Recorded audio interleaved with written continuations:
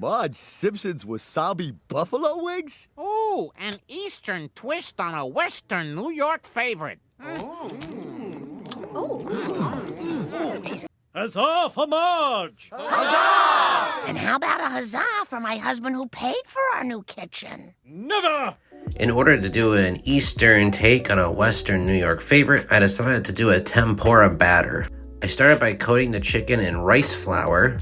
Once each of the chicken pieces were covered in rice flour, I then generously seasoned with salt and black pepper inside of the rice flour. I then poured in about a cup and a half of seltzer water, which helps create sort of a bubbly, airy texture inside of the tempura batter.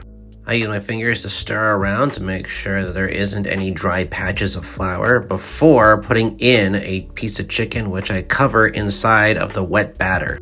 Once each piece was coated, I put them inside my fryer at 350 degrees Fahrenheit for about 10 to 15 minutes. While my chicken was cooking, I decided to take a handful of dill, a handful of parsley, half a cup of Greek yogurt, half a cup of soy sauce, a generous heaping of wasabi paste, the juice of 1 lemon, and 2 cloves of garlic, which I blended together in a nice green sauce, making sure to season with salt and pepper as needed. Once cooked and rested, I refried my chicken at 375 for about 5 minutes before coating it inside my wasabi dill sauce, before plating it up and serving it as is. I know Marge had an additional ramekin of what looked like additional sauce, but I felt like these were generously sauced as is.